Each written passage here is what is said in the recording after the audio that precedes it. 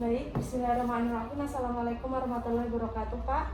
Perkenalkan dengan saya Dr. Engga, dengan Bapak siapa?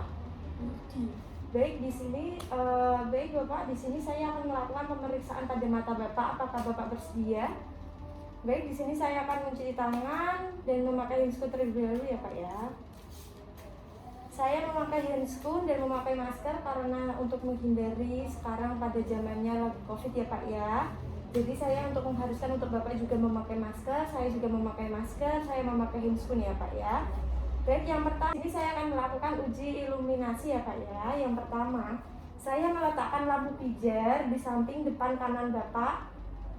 Di sini ya Pak ya, di sini ada lampu pijar. Lalu dengan menggunakan lensa 20D, kita fokuskan sinar pada lampu pijar dan organ yang akan kita periksa sampai terbentuk filamen pada mata Bapak. Dengan memakai loop, mulai pemeriksaan organ-organ mata dimulai dari supersilia, palpebra, silia, konjungtiva, kornea, serta CUA, iris, pupil, dan lensa ya Pak ya. Kita ibaratkan ini sebagai loop ya Pak ya. Saya sudah menggunakan loop kepala saya ya Pak ya. Baik, yang pertama di sini saya akan mengamati ketebalan supersilia Bapak. Untuk ketebalan supersilia Bapak ini apakah rapat atau tidak, rontok atau tidak, simetris atau tidak. Setelah itu saya akan mengamati palpebra superior dan inferior Bapak. Untuk palpebra inferior dan superior Bapak, di sini saya lihat dia ini kita lihat apakah simetris atau tidak, lalu terdapat ptosis atau tidak, setelah itu terdapat benjolan atau tidak, terdapat massa atau tidak, setelah itu terdapat eritem atau tidak. Kalau saya sentuh seperti ini nyeri atau tidak Pak? Tidak ya Pak ya, berarti tidak ada nyeri pada mata palpebra superior dan inferior Bapak.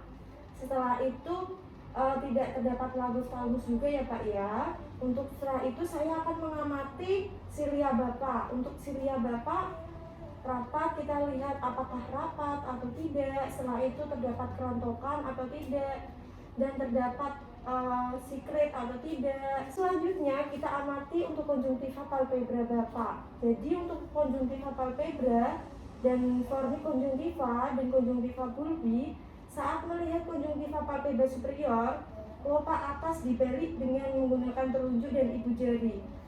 Bisa minta tolong untuk membalik kelopak mata pada Bapak seperti ini. Baik, untuk kelopak atas Bapak sudah dibalik ya Pak ya. Bisa tolong untuk melirik ke bawah. Ke bawah ya Pak ya. Kita lihat adakah injeksi konjungtiva atau perikorneal, lalu terdapat folikel atau tidak, lalu terdapat folikel, papil, selaput jaringan, fibrovaskular, nadul, ataupun kista. Setelah itu kita amati untuk korneanya. Untuk korneanya dia ini jernih atau tidak. Bisa melihat Pak? Untuk korneanya kita lihat apakah jernih atau tidak, adakah defek epitel atau tidak. Setelah itu kita lihat terdapat ulkus, abrasi atau benda asing, dan keratik presipitat atau tidak pada kornea Bapak. Setelah itu kita amati ke COA-nya. CO-nya dalam, kita lihat apakah dalam atau dangkal, apakah jernih atau tidak, lalu adakah flare, sel, fibrin atau lymphema atau tidak, seperti itu. Setelah itu kita amati untuk irisnya. Untuk irisnya kita lihat warnanya bagaimana, lalu adakah nodul, atrofi ataupun massa. Setelah itu sudah kita amati irisnya, kita ke pupil, amati untuk pupilnya. Sama datang boleh Pak. Nah, kita amati untuk pupilnya, apakah dia bentuknya bulat sempurna atau sentral, dan kita lihat berapa diameter pupil. Nah, setelah itu kita periksa refleks cahaya direct dan indirectnya. Setelah itu kita amati lensa. Nah, untuk lensanya apakah bisa minta tolong melek Pak, lihat sini. Kita amati lensanya apakah dia keruh ataupun jernih. Lalu adakah bayangan pada iris pada lensa. Nah, bagaimana letak lensa di sentral, superior, inferior, temporal, dan nasal, seperti itu. Baik, untuk selanjutnya kita melakukan pemeriksaan apnexa dan permukaan bola mata ya Pak ya. Yang pertama, saya duduk di depan pasien pada jarak jangkauan tangan seperti ini, dan dibuat ruangan ini agak gelap. Nah, lakukanlah pemeriksaan dari luar ke dalam, mulai dari kelopak mata sampai ke lensa. Nah, gunakan lampu senter yang cukup terang dengan sinar yang terfokus dengan baik. Seperti itu. Lalu selanjutnya, saya akan memeriksa mulai dari mata kanan terlebih dahulu, baru kemudian mata kiri ya Pak ya. Lalu mulai dengan memeriksa kelopak mata. Nah, kita periksa kelopak mata bisa merentak. Nah, kita periksa kelopak matanya, bagaimana keadaan kulitnya, apakah ada tanda peradangan seperti hiperemia, udem, tonjolan, dan lain sebagainya. Lalu bisa periksa lebar rima palpebranya. Untuk pemeriksaan lebar rima palpebra, apakah sama antara mata kanan dan mata kiri? Lalu apakah pupil tidak tertutup kelopak mata bila terdapat ptosis? Setelah itu, secara normal kelopak mata ini harus sama tinggi. Dan bila kelopak mata ini diangkat, maka harus simetris. Bila bisa melepak, nah seperti itu. Bila tidak simetris berarti terdapat kelainan pada syarafnya. Seperti itu. Lalu kita ke silia ya Pak ya. Kita ke silia dan margo palpebra. Nah, apakah ada silia yang tumbuh ke dalam? Bila perlu, kita gunakan lup untuk melihat akar dari silia yang tumbuh ke dalam.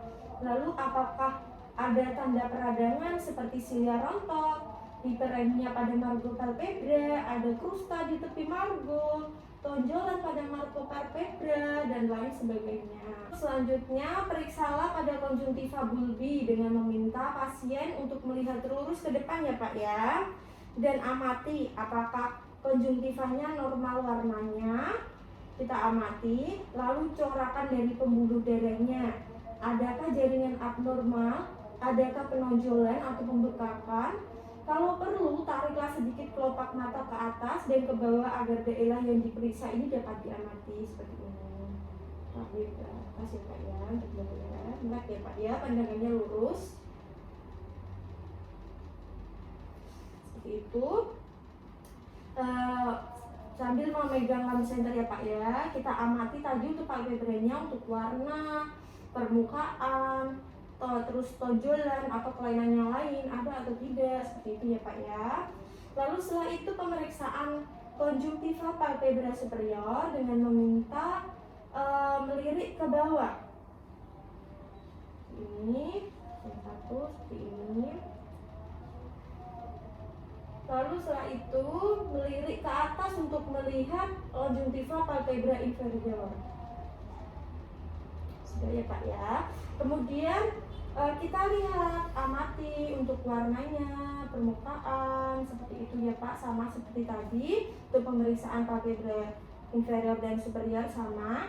Lalu setelah itu periksalah kornea penderita atau pasien. Perhatikan untuk kejernihannya, bisa melek Pak, lihat lurus.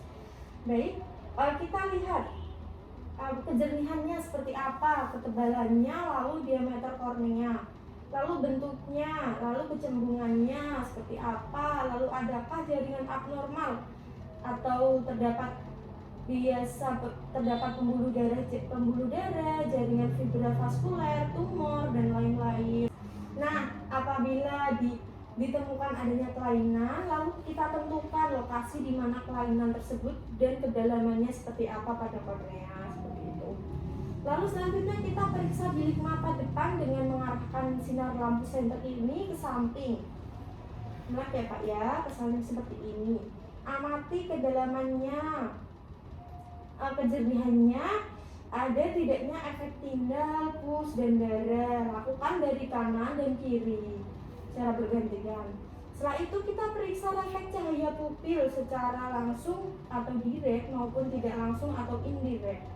Nah, jatuhkan sinar langsung ini pada mata yang diperiksa untuk mengetahui refleks langsung. Arahkan sinar ke mata yang lain, kemudian amati refleks cahaya pada mata yang diperiksa untuk mengetahui refleks dari cahaya yang tak langsung. Ini. Seperti itu ya Pak ya. Lalu Selanjutnya, kita perhatikan iris dari pasien. Nah, bagaimana bentuknya, warna, corakan, dan adakah tonjolan abnormal? Adakah perlekatan pada korneanya atau kita sebut dengan sinegia anterior? Lalu adakah perlekatan pada lensa atau sinegia posterior dan lain sebagainya. Lalu untuk selanjutnya, perhatikan untuk pupil mata dari pasien. Bagaimana bentuknya, jumlah dari pupilnya, ukurannya, lalu gerakannya, dan bandingkan dengan mata kanan dan mata kiri seperti itu.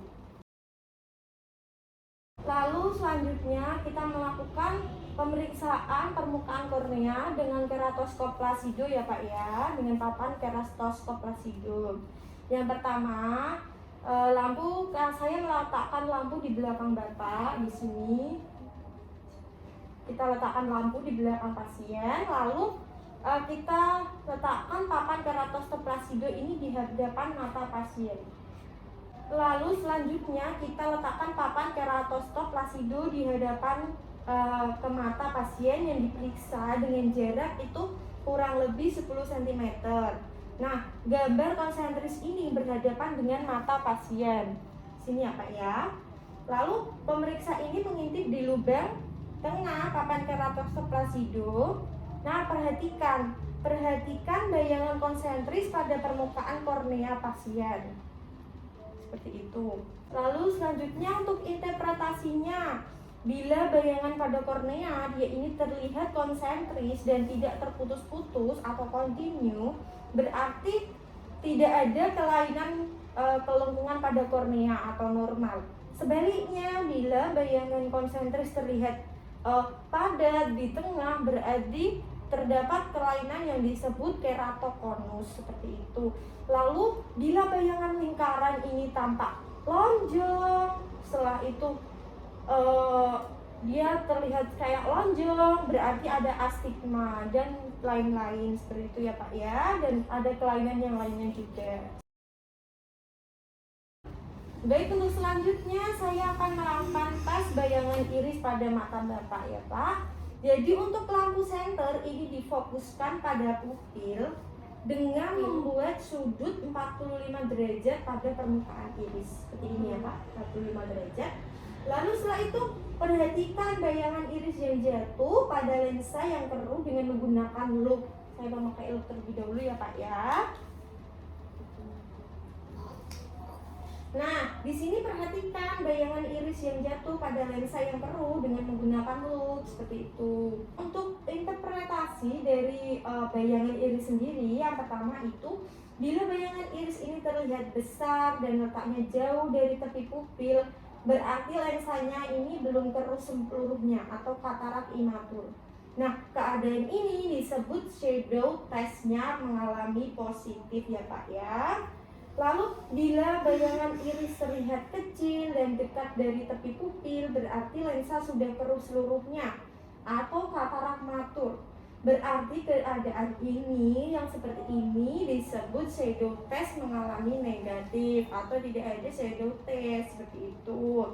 Setelah itu pada katarak hipermatur, lensanya ini tampak keruh seluruhnya, mengecil serta letaknya ini jauh di belakang pupil, sehingga bayangan iris pada lensa ini tampak besar seperti ini.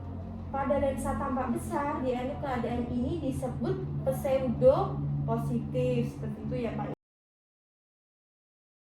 Lalu untuk selanjutnya kita melakukan refleks pupil ya. Untuk refleks pupil, ini ada dua ya Pak ya. Untuk refleks pupil langsung dan refleks pupil tidak langsung. Yang pertama saya akan melakukan refleks pupil langsung ya Pak ya, yaitu dengan cara mata Bapak nanti disinari. Setelah itu dilihat keadaan pupil pada mata yang disinari, apakah terjadi miosis atau mengecil pada saat penyinaran atau tidak. Bisa lihat saya Pak? Gitu. Nah, untuk interpretasinya ini positif jika pupil ini berkontraksi kuat setelah penyinaran ya Pak ya. Setelah itu kita lakukan refleks pupil tidak langsung, yaitu mata ini disinari dengan diusahakan sinar ini tidak masuk pada mata yang lain. Seperti ini. Bisa melihat Pak? Lihat saya dari depan. Setelah itu dilihat keadaan pupil mata yang tidak disinari, apakah terjadi miosis atau pengecilan pada saat penyinaran mata di sebelahnya. Untuk interpretasinya normal jika pupil ini berkontraksi kuat setelah penyinaran. Untuk selanjutnya yaitu uji defek aferen pupil pada pasien. Yang pertama, pasien ini duduk dalam ruangan yang cukup terang. Ini cukup terang ya Pak ya. Lalu saya lihat ukuran kedua pupil yang sama besar. Dilihat Pak, minta tolong untuk lihat saya, matanya dibuka. Nah, mata disinari dengan diusahakan sinar ini tidak masuk ke mata yang lainnya. Salah satu mata aja. Saya misal sinari pada mata kanan seperti itu. Dilihat keadaan pupil mata yang disinari, apakah terjadi midriasis atau pelebaran pada saat penyinaran mata di sebelahnya. Kita lihat untuk mata kirinya apakah terjadi pelebaran atau tidak, seperti itu.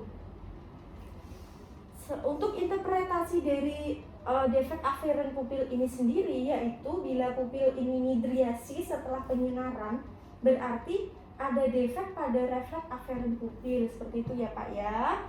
Baik, terima kasih Bapak, pemeriksaan telah selesai. Terima kasih atas waktu dan partisipasinya. Mohon maaf apabila ada kesalahan dalam pemeriksaan atau salah kata. Mohon maaf ya Pak ya. Terima kasih. Saya cuci tangan terlebih dahulu dan minta pasien terlebih dahulu ya Pak ya. Terima kasih. Wassalamualaikum warahmatullahi wabarakatuh.